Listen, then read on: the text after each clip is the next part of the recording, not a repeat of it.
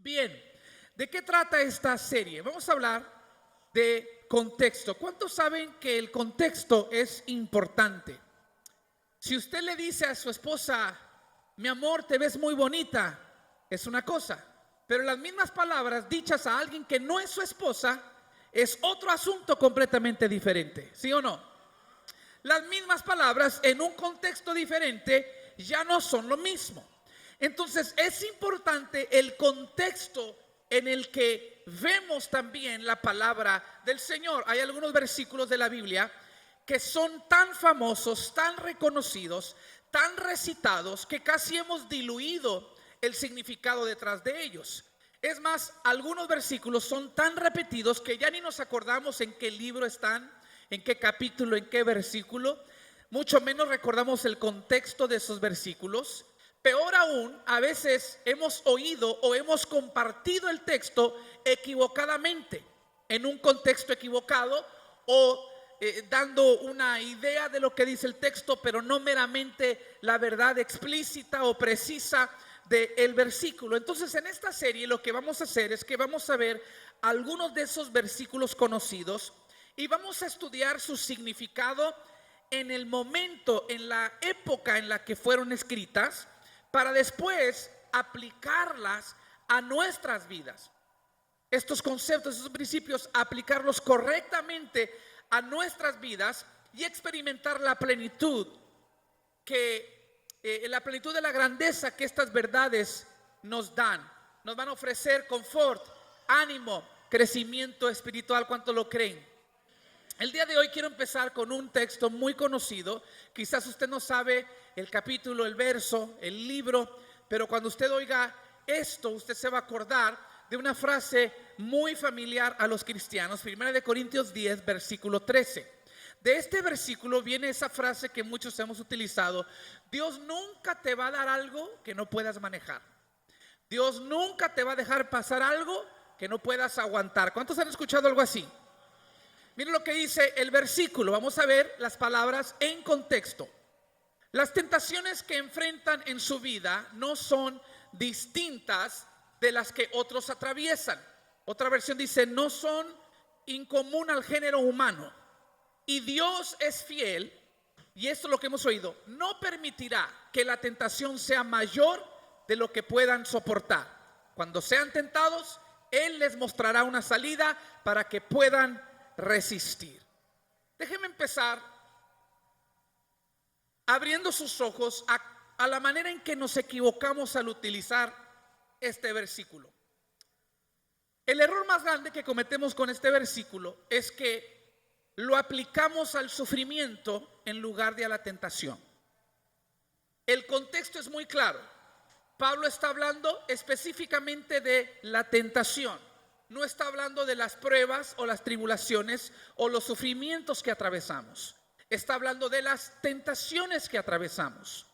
Porque si se trata de tribulaciones, si se trata de sufrimientos, muchas veces, es más, usted no me dejará mentir, algunos han pasado situaciones más grandes que usted, en las que usted repetidas veces expresó: no aguanto, no puedo, esto es más grande, es más de lo que yo puedo soportar. ¿Alguien alguna vez ha pasado algo tan difícil que usted sintió es más grande de lo que yo puedo aguantar?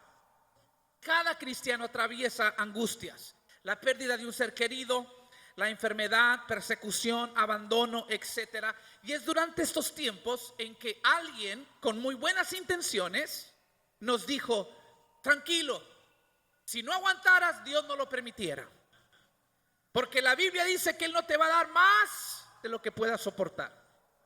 A veces nosotros hemos compartido con alguien esas mismas palabras. Ahora, la intención, repito, es muy buena, pero hay un poco de problema con darle esa aplicación. De planta veo tres problemas con darle una aplicación al sufrimiento en lugar de a la tentación, y los voy a poner aquí en pantalla para que los vea. Cuando uno dice Dios no nos da más de lo que podemos manejar, primero, no es verdad. Segundo, limita a Dios. Tercero, me eleva a mí en vez de elevar a Dios.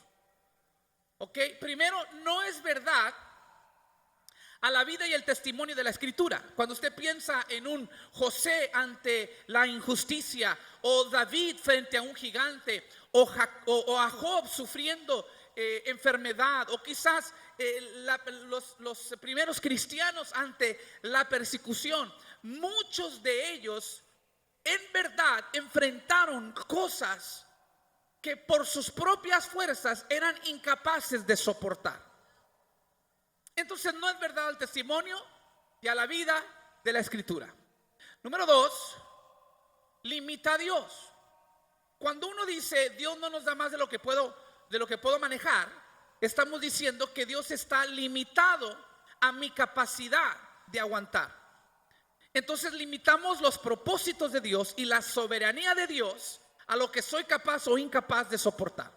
¿Y cuántos saben que Dios no lo podemos encasillar por nada? Número 3, me eleva a mí. El enfoque es hacia mí en vez de ponerlo hacia Dios. Cuando alguien dice Dios no nos da más de lo que podemos manejar, estamos diciendo está en ti, tú tienes el poder, tú tienes la habilidad de soportar, de perseverar, de aguantar. Y lo que estamos haciendo es que nos estamos elevando a nosotros mismos, apuntando hacia adentro, a mi propia fuerza, a mi propia habilidad, pensando que tengo que ser un Superman espiritual o que tiene que ser una mujer maravilla espiritual. Y lo que sucede con eso es que cuando nos vemos que no aguantamos, el enemigo luego nos acusa y nos hace sentir culpables. Deberías de haber aguantado, porque si lo estás atravesando es porque Dios sabe que lo puedes manejar.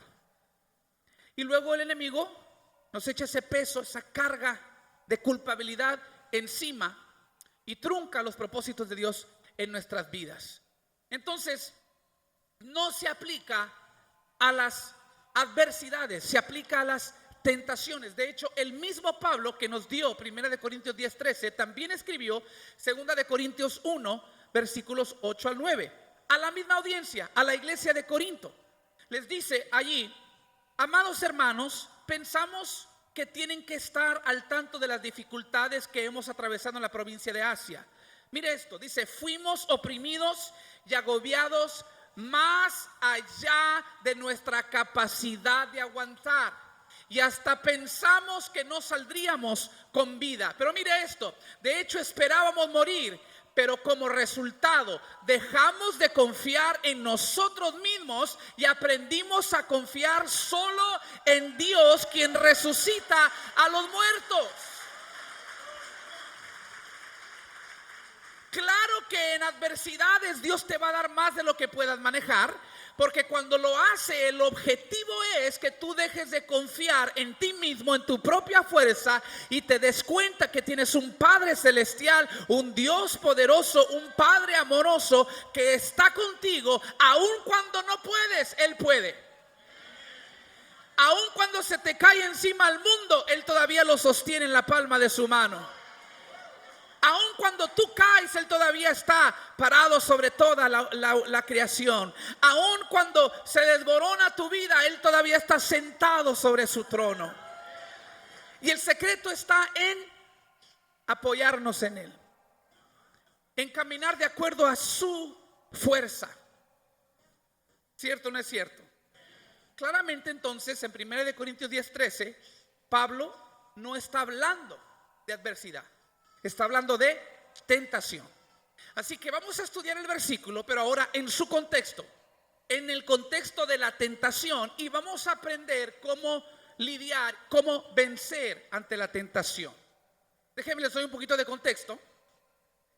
Pablo, en el capítulo 10 del primer libro de la primera carta a los Corintios, está predicando a la iglesia de Corinto y está usando de ejemplo a los israelitas del Antiguo Testamento, apuntando específicamente a aquella generación que murió en el desierto.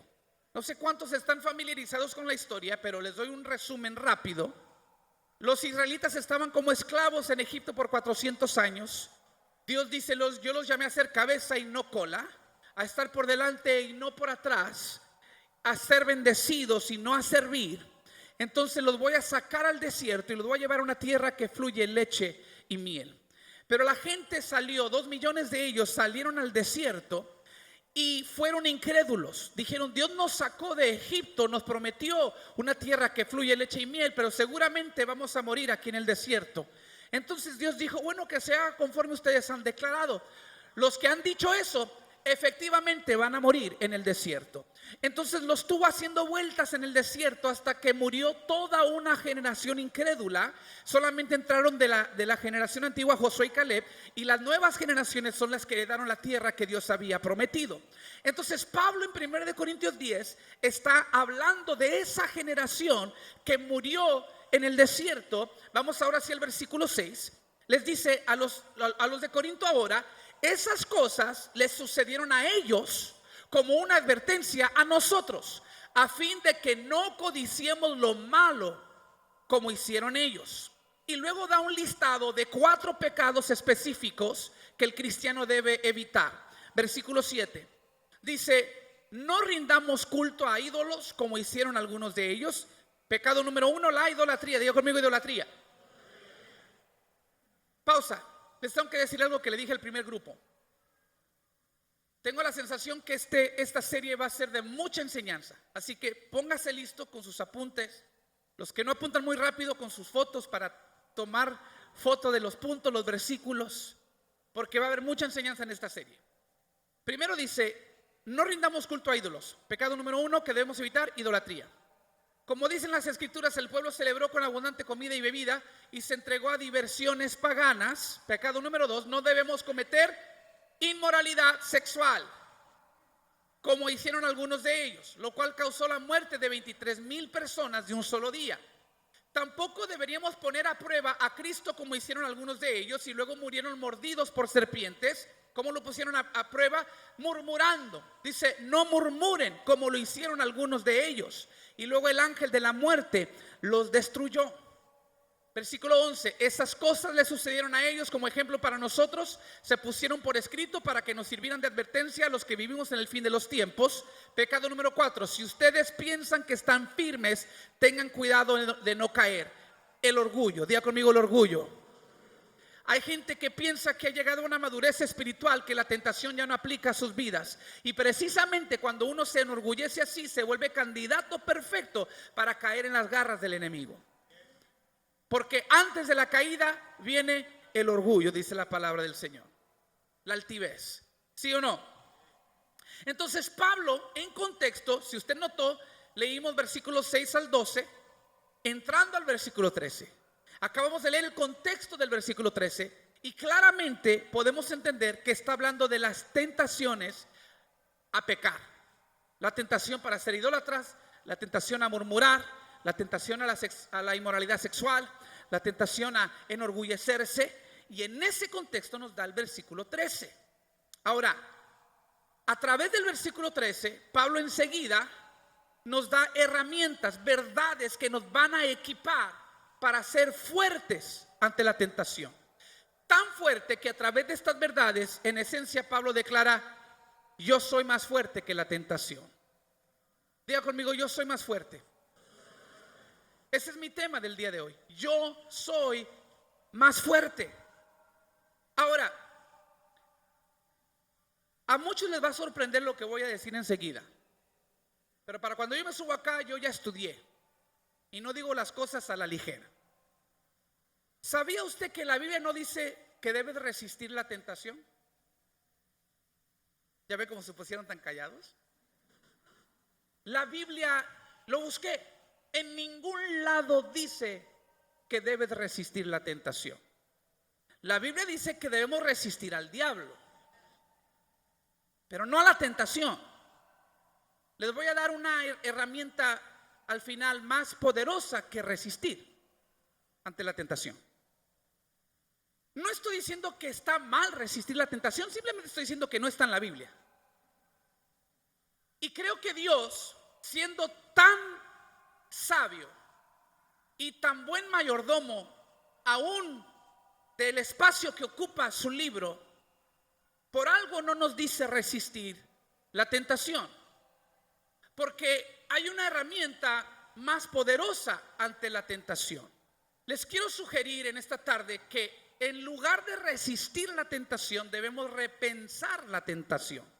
Porque dice Romanos 12, el versículo 2, no imiten las conductas ni las costumbres de este mundo, más bien dejen que Dios los transforme en personas nuevas. ¿De qué manera? Al cambiarles la manera de pensar. Entonces aprenderán a conocer la voluntad de Dios para ustedes, la cual es buena, agradable y perfecta. ¿Se da cuenta lo que está diciendo Pablo a los romanos? Está diciendo Pablo a los romanos: hay algunas situaciones que a Dios no le interesa cambiar en tu vida, porque está utilizando la situación para cambiarte a ti. Hay algunas situaciones que Dios no va a cambiar, pero va a cambiar tu mente. Y cuando tú cambies tu manera de pensar, vas a responder de manera diferente a la situación que no cambia, y por ende va a cambiar la situación. No porque haya cambiado la situación, sino cambiaste tú. ¿Está conmigo? A veces no duermes porque hay tormenta. Dios no siempre va a eliminar la tormenta, pero cuando tú no temas ante la tormenta ahí va a estar, pero vas a dormir. Ni te vas a dar cuenta que la tormenta ruge afuera, porque cambiaste tu manera de pensar. Y como cambiaste tu manera de pensar, aunque la tormenta todavía existe, ya no existe la ansiedad, ya no existe el temor. ¿Está conmigo? Entonces cambió tu situación, pero no porque cambió externamente, sino porque tú cambiaste internamente en tu manera de pensar. La tentación es una de esas cosas que Dios quiere que reconsideres y que tú veas que tú eres más fuerte que la tentación, que tú tienes una nueva naturaleza en Cristo Jesús.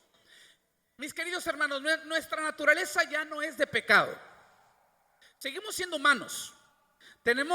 Estamos encasillados en un cuerpo de carne y hueso que todavía pertenece a nuestra antigua naturaleza. Sin embargo, hemos nacido de nuevo por el Espíritu en Cristo Jesús y tenemos una nueva naturaleza. Ahora, el hecho de que estemos sujetos a este cuerpo quiere decir que todavía de cuando en cuando vamos a pecar, pero el patrón de vida cambia porque ya no nos domina el pecado. Ahora vivimos de acuerdo a la nueva naturaleza. Cometemos errores, no somos perfectos, pero ya no es el mismo modo de vivir. ¿Está conmigo? Entonces, pensando en esa nueva naturaleza, quiero decirle varias verdades para que usted salga de aquí convencido que usted es más fuerte que la tentación. Si Dios puede cambiar su mente, puede cambiar su vida. Dile que está a tu lado: si Dios puede cambiar tu mente, Dios puede cambiar tu vida. Verdad número 1 para los que toman apuntes: la tentación es común en todos. La tentación es común en todos. A todos nos pasa. El más santo sufre tentación. El más cristiano, el de mayor experiencia cristiana, todos sufren tentación. Dice 1 Corintios 10:13, la primera parte: las tentaciones que enfrentan en su vida no son distintas de las que otros atraviesan. ¿Sabes por qué es una verdad importante entender? Porque Satanás quiere que tú pienses que tu situación es especial. ¿Sabe por qué Satanás quiere que usted sienta que su situación es especial y única? Porque si logra convencerlo, va a ser mucho más difícil que usted pueda salir de las trampas que Satanás pone. Cuando usted está convencido que su problema es único, usted va a decir: a mí nadie me entiende, a mí nadie me puede ayudar. Los principios bíblicos no aplican a mi situación porque hay muchos factores complicados. No hay un discurso, no hay una fórmula para hacerme salir de lo que estoy pasando. Mi situación es tan grande, mi situación es tan rara, mi situación es tan única que no hay solución. Nadie me entiende, nadie me puede animar. Es más, cuando alguien se acerca, usted está convencido que nada más usted y nadie más en el mundo ha pasado lo que usted ha pasado, se acerca a alguien con una palabra de aliento, de la palabra de Dios, y usted dice: sí, yo sé lo que dice la palabra, pero no aplica. No aplica a mí, porque tú no conoces mi situación. Entonces uno se mete en un pozo donde se convence: no voy a salir. Entonces Pablo nos recuerda, no te creas tanto. Dice, lo que tú estás pasando, la tentación que estás enfrentando no es distinta a la que otros ya han atravesado.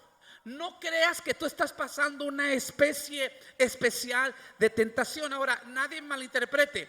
Pablo no está, y digo Pablo porque no quiero que me echen la culpa a mí.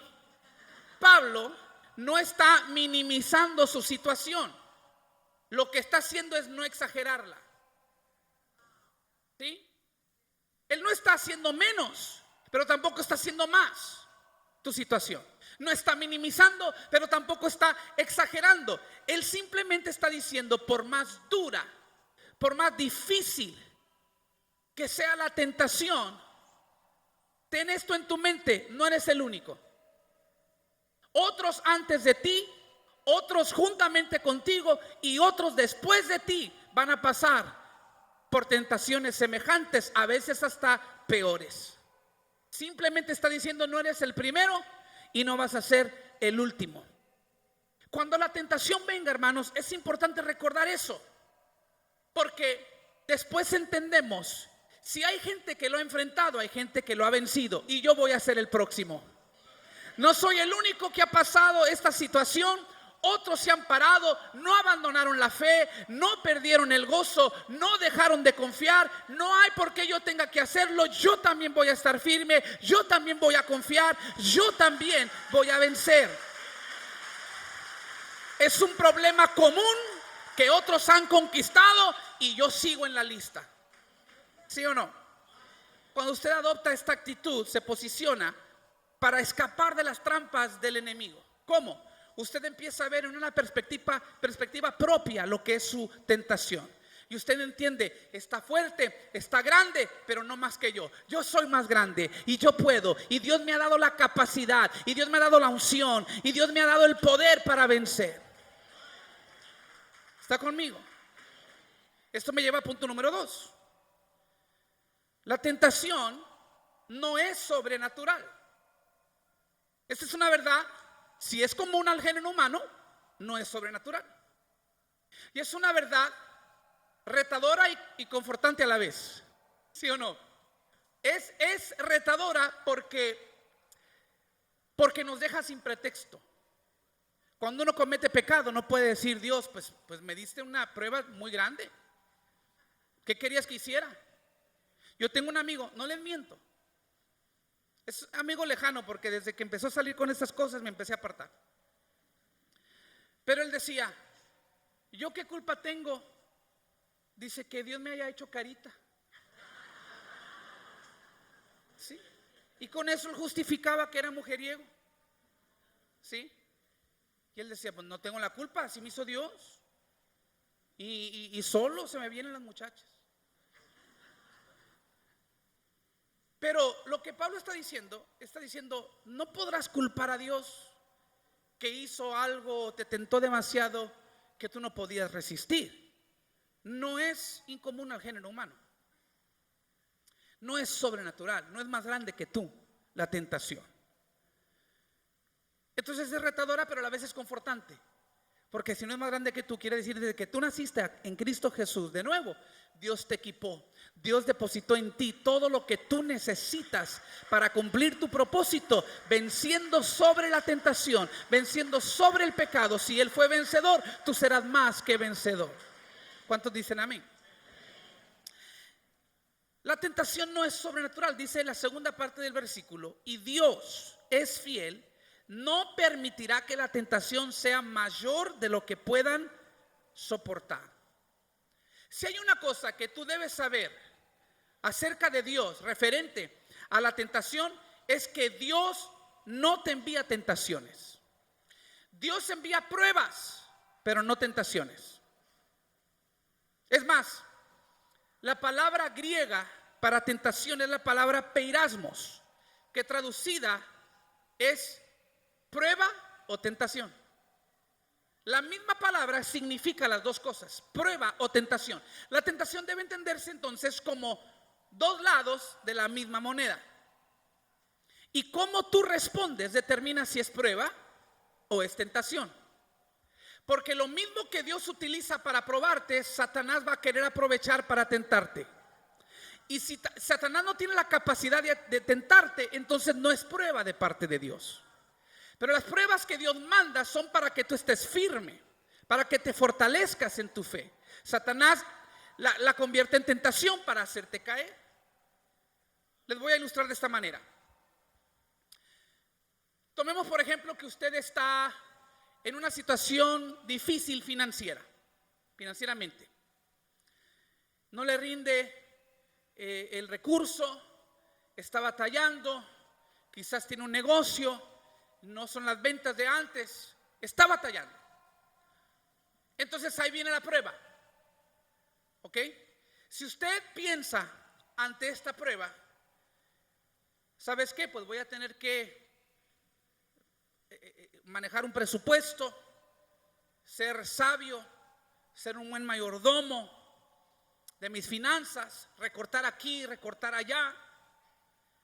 A lo mejor voy a dejar de pagar el cable para que me rinda un poquito más para la renta. Voy a empezar a priorizar. Usted ha pasado la prueba. O sea, es una prueba, pero usted está pensando en tomar las medidas correctas. Ahora, ante la misma prueba, si usted dice, bueno, voy a mentir en mis impuestos, no le voy a pagar a los que les debo, voy a agarrar un splitter para robarme el cable del vecino y dejar de pagarlo yo. ¿Está conmigo? Usted ya entró en tentación. O sea, la misma prueba se convierte en tentación de acuerdo a su respuesta.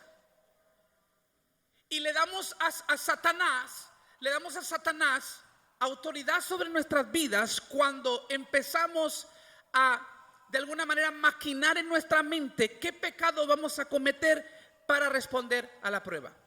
Deja de ser prueba y se convierte en tentación. Les doy otro ejemplo. Si usted está teniendo problemas matrimoniales, algunos dicen, pastor dijo ejemplo, no testimonios, ¿verdad? Pero si usted está teniendo problemas matrimoniales, supongamos que usted está en un argumento, en una discusión intensa con su pareja. Si a medida que ustedes están allí discutiendo, usted piensa, ¿sabes qué? Voy a ser presto para escuchar, voy a ser tardo para hablar, voy a orar y voy a ser paciente y voy a confiar en Dios. Usted está pasando la prueba. Pero ante la misma situación, si usted dice, le voy a gritar más fuerte que ella y le voy a insultar más duro, y se va a dar cuenta que conmigo no juega, y es más, si le sigue la engaño el fin de semana con otra, y el lunes le voy a pedir a la suegra que se vaya de la casa. A lo mejor la última podemos justificar, pero de ahí en fuera, hermanos, usted ha entrado en tentación. ¿Sí? Usted ha entrado en tentación. Y yo pudiera darle ejemplo tras ejemplo tras ejemplo, porque la vida está llena de estas pruebas que potencialmente se convierten en tentaciones. Dice Santiago capítulo 1 versículo 13: cuando sean tentados, sin embargo, acuérdense de no decir, Dios me está tentando. Dios nunca es tentado a hacer el mal y jamás tienta a nadie. Dios no es capaz de tentarte, y si no viene de Dios, no es sobrenatural.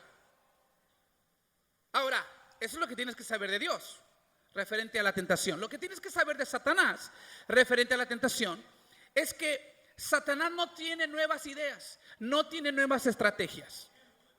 Hay mucha gente que piensa que Dios y Satanás son iguales, pero que uno es bueno y que otro es malo. Y caminamos en la vida pensando que tenemos un angelito aquí y un diablito acá, y que este nos quiere jalar para el bien y este nos quiere jalar para el mal, y que yo decido quién es más fuerte. No, señores. Cuando se trata de autoridad, dominio y poder, Satanás y Dios no están ni en el mismo planeta, no están ni en la misma liga. ¿Está conmigo? Porque Dios es el Dios todopoderoso, soberano y eterno. Satanás es un ser creado que se rebeló y por ende fue echado al infierno. Él no tiene dominio, ni parte, ni suerte contra Dios. Por ende, usted es hijo de Dios, no tiene parte ni suerte por usted o sobre usted. Entonces, no es sobrenatural la tentación. Y como Dios es creador, muchos piensan que Satanás es igual. Satanás no es creador. El único creador es Dios. Satanás es imitador. Él siempre toma lo bueno que Dios ha creado y te vende una versión falsa, diluida o otra alternativa a lo que Dios ha creado. Pero Satanás no es creador. Como no es creador, tampoco es creativo. Y como no es creativo, Satanás no tiene nuevas estrategias. Sigue tentando hoy como tentó en el Edén. Las mismas mañas tiene Satanás. Y aunque son mañas, es bueno saber que no cambian. Porque la Biblia nos dice Pablo en 2 de Corintios 2:11 que cuando tú conoces las maquinaciones del enemigo, no te puede engañar. Entonces vamos al Edén, Génesis 3, versículo 4. Recuerdan que Dios le había dicho a Adán y a Eva: no pueden comer del fruto de ese árbol, pueden comer de todo el huerto menos de ese árbol, porque si comen de ese árbol prohibido, morirán. Y viene Satanás y dice: no morirán. Dios sabe que en cuanto coman del fruto, se les abrirán los ojos y serán como Dios, con el conocimiento del bien y del mal. Mire cómo es Satanás. Satanás dice: si comes del árbol, se te van a abrir los ojos. Y la única diferencia entre tú y Dios es que Él conoce la diferencia entre el bien y el mal. Entonces, el momento en que tú comas del fruto, tú vas a ser como Dios. ¿Sabe cuál es el engaño más grande del enemigo? Escucha bien lo que le voy a decir. Es más, tuiteelo si tiene Twitter. Satanás siempre va a utilizar verdades a medias para venderte mentiras completas. Se lo voy a decir otra vez. Satanás siempre usa verdades a medias para venderte mentiras completas. Él quiso convencer a Adán y a Eva que iban a ser como Dios si comían del fruto. Era una verdad a medias. Iban a ser como Dios en el sentido en que iban a conocer entre el bien y el mal. Pero no iban a ser como Dios en cuanto a soberanía, en cuanto a poder, majestad y gloria. Pero el hombre, el humano, siempre quiere ser elevado, siempre quiere ser exaltado. Quiero ser más como Dios. Es más, quiero ser mi propio Dios. Entonces cayeron en la tentación y dieron lugar al pecado. Y las mismas tentaciones que usó Satanás entonces contra Adán y Eva, las está usando el día de hoy, vendiéndote verdades a medias para hacerte caer en mentiras completas. Mire lo que dice versículos 6 al 7. La mujer quedó convencida, vio que el árbol era hermoso y su fruto parecía delicioso y quiso la sabiduría que le daría, así que tomó del fruto y lo comió. Después le dio un poco a su esposo que estaba con ella y él también comió. Y en ese momento se les abrieron los ojos, eso sí era verdad. Pero de pronto sintieron vergüenza por su desnudez, entonces cosieron hojas de higuera para cubrirse. Si usted sigue leyendo, Dios pregunta: ¿dónde están? Se escondieron, salen finalmente y dicen: nos escondimos porque estábamos desnudos y nos dio vergüenza. Pero Génesis 2:25 dice: y estaban ambos desnudos y no se avergonzaban. ¿Qué pasó? Eran como Dios, ahora podían diferir entre el bien y el mal. Pero por ende se dieron cuenta que estaban desnudos y habían sido robados de su inocencia. Porque estaban desnudos igual que en el capítulo 2, pero en el capítulo 2 no se avergonzaban. ¿Por qué? Porque no se había introducido el pecado. Eran adultos, pero con un corazón y una mente inocente. ¿Está conmigo? Usted a los 2 años lo sacaban afuera al patio de su casa en calzoncillo. Pero nada, dice el hermano, peor, si es cierto. Pero usted no pensaba nada malo porque usted era un niño inocente. No lo haría hoy, ¿verdad? Porque ahora hay más malicia, créalo o no. Y por eso no lo hacemos.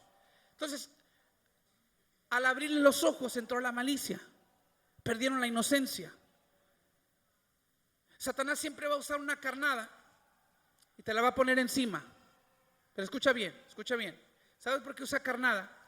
Porque Satanás no tiene la capacidad de hacerte pecar. Solamente tiene la capacidad de tentarte.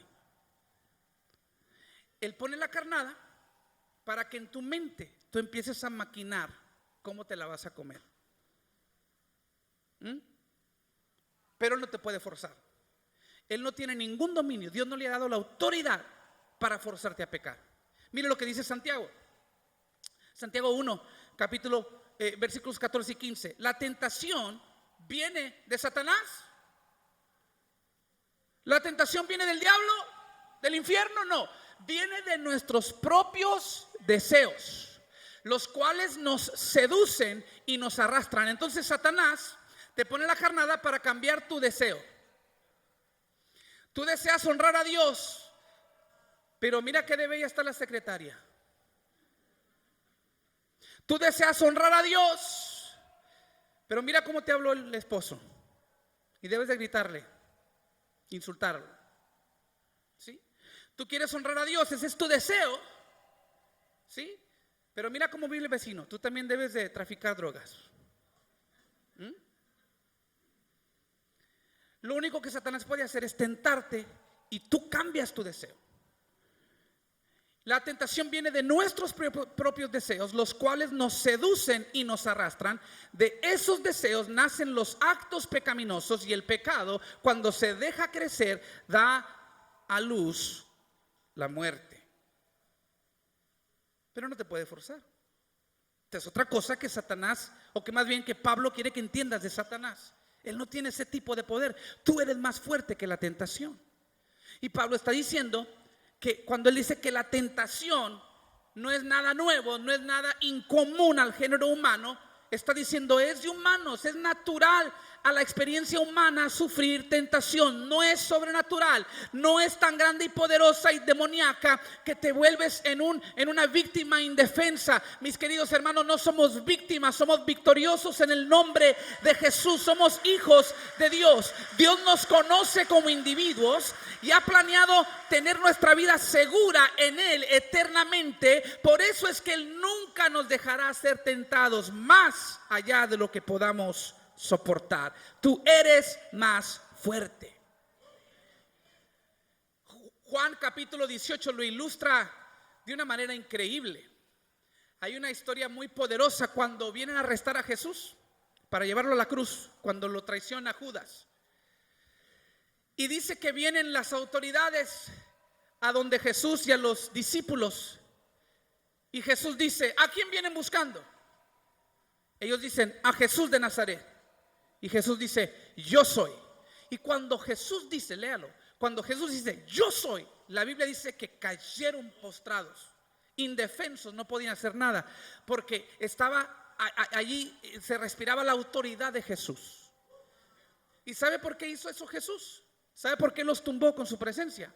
Los tumbó para dejarles saber: ustedes no me van a forzar. Ustedes no tienen autoridad sobre mí. Si yo me voy con ustedes es porque voluntariamente estoy rindiendo mi vida en sacrificio por los pecados de la humanidad. Ustedes no tienen poder sobre mí, no tienen ninguna autoridad. Se levantaron los hombres y por segunda vez Jesús pregunta: ¿a quién vienen buscando? Y dijeron: a Jesús de Nazaret. Y Jesús dijo: yo soy. Y como yo soy, me sueltan a estos. No se van a llevar a ninguno. Y dice la Biblia, esto lo dijo para que se cumpliera la escritura, que no iba a perder a ninguno. Entonces Jesús demuestra su poder y su autoridad para que supieran: no se van a llevar a los que no quiero que se lleven. Y si yo me voy es porque voluntariamente me entrego. ¿Y sabe por qué defendió a sus discípulos y no dejó que se los llevaran? Porque él sabía que era una tentación demasiado grande para ellos. Porque Jesús nunca te va a permitir ser tentado más de lo que puedas soportar. ¿Sabías que mientras Dios tenga planes y propósitos para ti, tú eres indestructible? Indestructible. No debes temer al enemigo, eres indestructible. ¿Y qué cuando Dios ya no tenga planes y propósitos? Te mueres, pero despiertas en el cielo. Todas las cosas obran para bien a aquellos que amamos a Dios y somos llamados conforme a sus propósitos, ¿sí o no? Mientras tanto, somos indestructibles. Satanás no tiene poder y dominio sobre ti. La tentación no es sobrenatural. Wow, se me acabó el tiempo. Déjame voy rápido porque me quedan 2 puntos. Rápido. Número 3. La tentación es normalmente proporcional a tu propósito. Proporcional a tu propósito. Es más, muchas veces cuando decimos que es común y que no es sobrenatural, no es decir que debe tomarse a la ligera. Todo lo contrario. Muchas veces, conforme crece tu relación con Dios, crecen las tentaciones. Nuevos niveles traen nuevos demonios. ¿Sí o no? Nuevas tentaciones. En mi opinión, solamente en una ocasión ocurrió una tentación fuera del género humano o no común a los seres humanos. Y fue cuando Jesús fue tentado. Vaya conmigo rápido, Mateo 4, versículos 1 al 3. Luego el Espíritu llevó a Jesús al desierto para que allí lo tentara el diablo. Durante 40 días y 40 noches ayunó y después tuvo mucha hambre. En ese tiempo el diablo se le acercó y le dijo: si eres el Hijo de Dios, di a estas piedras que se conviertan en pan. Quiero que usted vea algo muy interesante. Convertir piedras en pan, ¿qué hay de pecado en eso? En sí no es un pecado. ¿Por qué era una tentación entonces? Si usted tuviera la capacidad de convertir una piedra en pan, ¿sería pecado? No. ¿Por qué era pecado para Jesús? ¿Por qué constituye una tentación? Porque Satanás siempre te va a tentar a la altura de tu propósito. Entonces, esta era una tentación que solamente le podía ocurrir a Jesús. ¿Usted nunca se ha visto tentado a convertir piedras en pan? ¿Usted nunca ha llegado a su casa, vio una piedra y dice: se me antoja un pan? En el nombre de Jesús. ¿No, verdad que usted no? ¿Por qué no es tentación para usted las piedras, convertirlas en pan? Porque usted no es capaz de hacerlo. No está dentro de su capacidad de hacerlo. Segunda tentación de Jesús: tírate del punto más alto del templo y pide que los ángeles te pesquen. ¿A quién se le ha antojado una vez tirarse del templo y esperar que un ángel venga y lo cargue? Porque usted no es capaz de hacer eso. Tercera tentación: si te postras y me adoras, te daré todos los reinos de la tierra. ¿Por qué nunca se le ha antojado a usted reinar sobre toda la tierra? Porque no tiene la capacidad de hacerlo. ¿Está conmigo? Ahora, convertir una piedra en pan no es pecado en sí mismo, pero Satanás siempre te vende mentiras completas con verdades a medias. Si Jesús hubiese convertido la piedra en pan, hubiera requerido utilizar su poder divino y hacer a un lado por un momento su humanidad.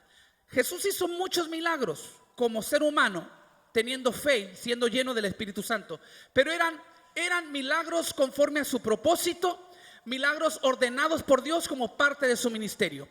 La Biblia dice que esta es una tentación. Explícitamente nos está diciendo: Dios no le mandó a convertir la piedra en pan. Y para hacerlo, Jesús hubiera tenido que dejar a un lado por un momento su humanidad. Y si Jesús deja a un lado por un momento su humanidad, queda descalificado para representarnos en la cruz del Calvario como un sacrificio apto. ¿Por qué? Porque no habría vivido como ser humano. Él tenía que vivir, era completamente Dios, sujeto a una naturaleza completamente humana. Satanás quería que saliera por un momento de su naturaleza porque quería truncar su propósito. Sabía a lo que Jesús venía y dijo: si lo hago caer en este engaño, ya no puede morir por la humanidad y por sus pecados. Entonces, Satanás siempre te va a tentar de acuerdo al don que hay en ti, de acuerdo al propósito que Dios ha depositado en ti. Si Jesús hubiera sucumbido, no estuviéramos aquí. Mateo 4, versículos 8 al 10. Última tentación. Luego el diablo lo llevó a la cima de una montaña muy alta y le mostró todos los reinos de la tierra. Y le dijo: te daré todo esto si te arrodillas y me adoras. Vete de aquí, Satanás, le dijo Jesús, porque las escrituras dicen: adora al Señor tu Dios y sírvele únicamente a Él. Pausa. Vea esto. Satanás le dice: te doy todos los reinos de la tierra a cambio de que me adores. Pero cuando Jesús responde, dice, ni te voy a adorar ni te voy a servir. Pero nadie había dicho nada de servir. Satanás solamente dijo, si me adoras.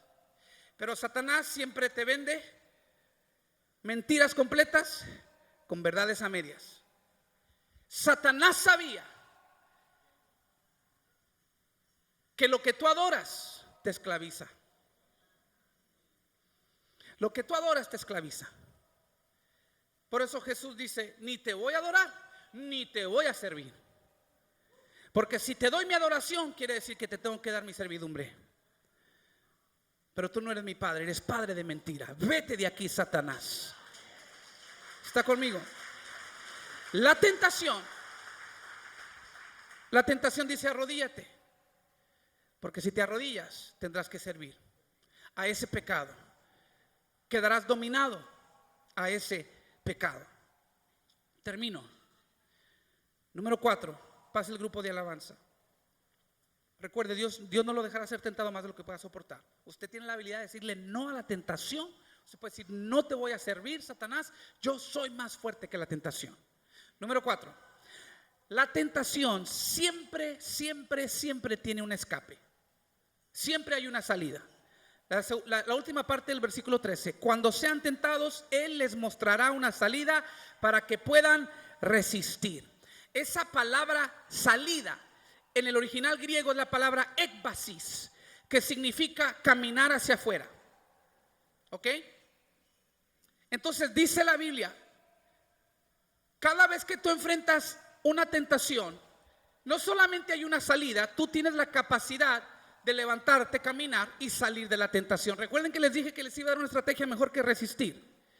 A la tentación no se le resiste, a la tentación se le huye. Porque si usted está a dieta o quiere guardar el margen, pero usted adora las tortillas de harina, ustedes piensan que estoy dando un ejemplo hipotético, no estoy dando testimonio, hermanos. Si usted quiere mantener el margen, pero adora las tortillas de harina, la manera de vencer la tentación no es ponerse sobre el comal mientras que se va inflando la harina y se hace el globito. Y usted pensando, diablo mentiroso, así te quería ver. ¿Sí? Resistir así no es como usted resiste. Resisto en el nombre de Jesús, no voy a caer. Lleva el globito y luego voltean la tortilla, se baja el globito y luego se vuelve a subir por el otro lado. No voy a caer, y luego se rompe el globito y sale el aroma. Esa no es la manera de resistir, porque de pronto ¿sí o no? Porque resistir es dejar tu enfoque sobre esa tentación. Cada vez que tú resistes algo, todavía estás pensando en ese algo. ¿Sí o no? Forzosamente. Al resistir, lo tienes todavía en la mente. Entonces, la manera más eficaz de vencer la tentación no es resistirla, es huirle. Háblale a alguien, ponte a orar, prende la televisión, vente a la iglesia, haz algo que te quite la mente y el pensamiento de esa tentación. Ponte a adorar el nombre del Señor. Siempre hay una salida. Tú puedes resistir. Ahora, Jesús nos da una estrategia todavía mejor. Jesús venció la tentación. Las 3 veces que fue tentado, las 3 veces dio escritura. Es bueno venir a la iglesia y escuchar un sermón, pero más poderoso es memorizarte la Biblia. No toda, a lo mejor no puedes, pero memorízate las promesas de Dios para que cuando venga la tentación, memorízate esos versículos de autoridad. Miren, yo les confieso, mi debilidad como expositor, como predicador, como pastor, mi debilidad, les seré franco, es memorizar. No soy bueno para memorizar versículos. Yo me acuerdo conceptos y principios muy bien, pero no te puedo decir palabra por palabra un versículo.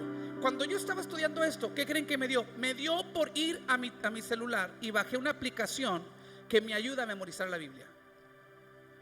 ¿Por qué? Porque yo tengo que contrarrestar esta debilidad que hay en mí. Porque ante la tentación no hay nada más poderoso que tú puedas recitar de memoria un versículo. Cuando fue tentado Jesús, Jesús no dijo: a ver, déjame agarrar la Biblia, Satanás, ahorita te contesto, vas a ver. Ahorita vas a ver, mira, aquí dice, no me acuerdo dónde, déjame ver cuál profeta era. No era el profeta, era Moisés. No, él estaba listo. Él estaba listo con la palabra en su boca. Por eso dijo el salmista, Salmo 19, versículo 11: he guardado tu palabra en mi corazón para no pecar contra ti. Por eso dice Hebreos capítulo 4, versículo 12: porque la palabra de Dios es viva y eficaz, más cortante que espada de dos filos, que penetra hasta partir el alma y el espíritu, las coyunturas y los tuétanos, y discierne los pensamientos y las intenciones del corazón. Mis queridos hermanos, ¿qué significa que la Biblia sea una espada de dos filos? Con esto los dejo. Escúcheme bien. La frase dos filos viene de una palabra griega que es distomos, di de dos. Istomos significa bocas. Doble filo significa doble boca, dos bocas. La palabra de Dios es una espada de un filo cuando usted no tiene la capacidad de hablarla. Cuando usted la lee, está saliendo de la boca de Dios, porque si usted no sabe, la palabra es inspirada por Dios, es el mismo aliento de Dios. Entonces, cuando usted lee la Biblia, está saliendo de la boca de Dios y está entrando a su espíritu, y lo está examinando, lo está probando, le está trayendo revelación, le está trayendo herramientas de cómo vencer la tentación. Trae unción esa palabra, pero sigue siendo de un filo. Entonces se necesita la segunda boca. ¿Cuál es la segunda boca? La de usted. Porque cuando usted la lee es la primera boca, cuando usted la habla es la segunda boca. Y esa palabra que es cortante como espada de dos filos tiene poder. ¿Por qué? Porque usted y Dios se han puesto de acuerdo, y nada es más poderoso que una palabra que sale primero de la boca de Dios y luego de su boca. Y la Biblia dice que con la escritura Satanás tuvo que huir porque Jesús habló palabra de Dios. Mateo 4:11: entonces el diablo se fue, diga conmigo, se fue. Y cuando se fue el enemigo, llegaron ángeles a cuidar a Jesús. Yo declaro en este día que se va el diablo, se va la influencia demoníaca sobre tu vida, y llegan los ángeles de Dios a cuidar de ti, a perseverar tu mente, tu corazón, tu pensamiento en Cristo Jesús. Te dará la paz que sobrepasa todo entendimiento. Lo declaro en el nombre de Jesús. Este es el día en que se rompen las ataduras. Este es el día en que te crees bastante suficiente en el poder de Jesús para vencer ante la tentación. No hay herramienta, no hay espada, no hay artimaña del enemigo que te pueda separar del amor de Dios. Gracias por visitar nuestro canal de YouTube. Si algo en el mensaje ha instado tu corazón a recibir a Jesús, repite esta oración conmigo. Dile: Señor Jesús, te entrego mi vida y mi corazón. Me arrepiento de mis pecados y te pido perdón. De hoy en adelante me comprometo a servirte. Te confieso, mi Señor y Salvador. Por mi salvación te doy gracias. En tu nombre, Jesús, te lo pido. Amén. Si hiciste esa oración, bienvenido a la familia de Cristo. Y si te impactó este mensaje, no se te olvide suscribirte y oprimir el botón de notificación para seguir recibiendo todo nuestro contenido en video. También pasa la bendición a alguien, comparte este enlace con tus amigos y familiares. Nuevamente, gracias por sintonizarnos. Bendiciones.